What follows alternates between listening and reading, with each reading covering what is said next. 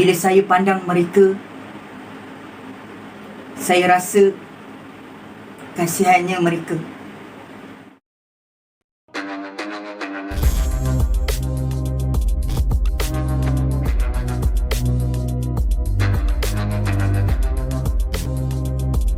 Hai, Assalamualaikum.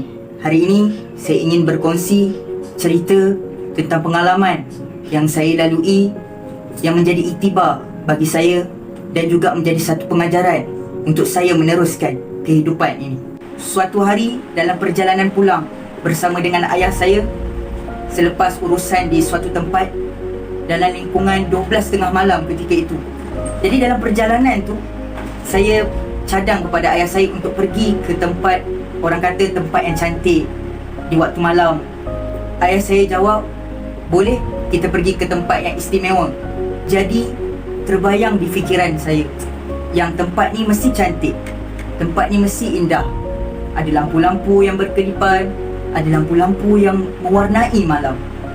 Setelah beberapa lama kemudian, sampai di tempat tersebut yang dimaksudkan oleh ayah saya tadi. Jadi bila sampai di situ, saya sedikit hairan kerana apa yang saya bayangkan sebentar tadi berbeza dengan apa yang saya lihat sekarang. Apa yang saya nampak, bangunan yang agak suram, suasananya yang agak sepi, dan hanya ada beberapa buah kereta sahaja yang ada di situ.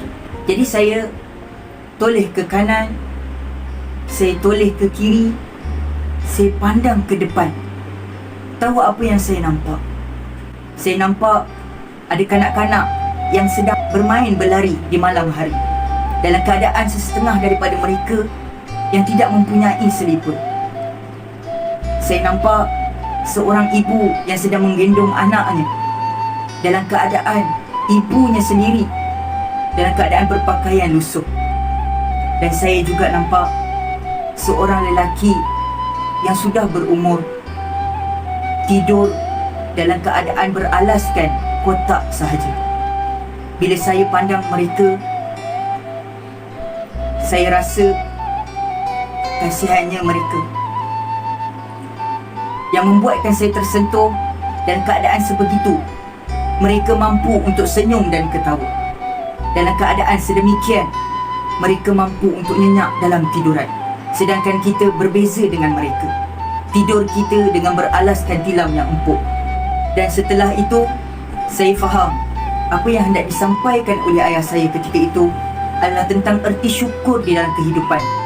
Mungkin saya menantikan tempat yang indah, pemandangan yang indah, sedangkan mereka, di situlah tempat indah bagi mereka.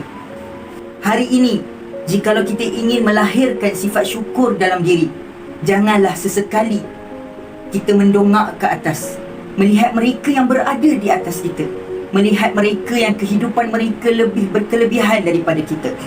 Mereka ada rumah yang mewah, kereta yang mewah. Kita ada seperti apa yang mereka ada. Kerana itu sifat syukur tidak ada dalam diri. Jikalau ingin mewujudkan rasa syukur dalam diri, tunduklah ke bawah, melihat mereka yang berada di bawah kita. Sesusah-susah kehidupan kita pun, kita masih ada lagi tempat untuk berteduh.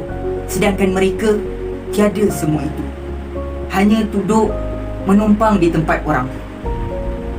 Seperit-perit, sesakit-sakit kehidupan kita pun, berapa kali kita makan dalam sehari. Sedangkan mereka, jikalau ada makanan mereka makan, jikalau tiada, terpaksa untuk mengikat perut, menahan siksa lapar. Kerana itu, bersyukurlah.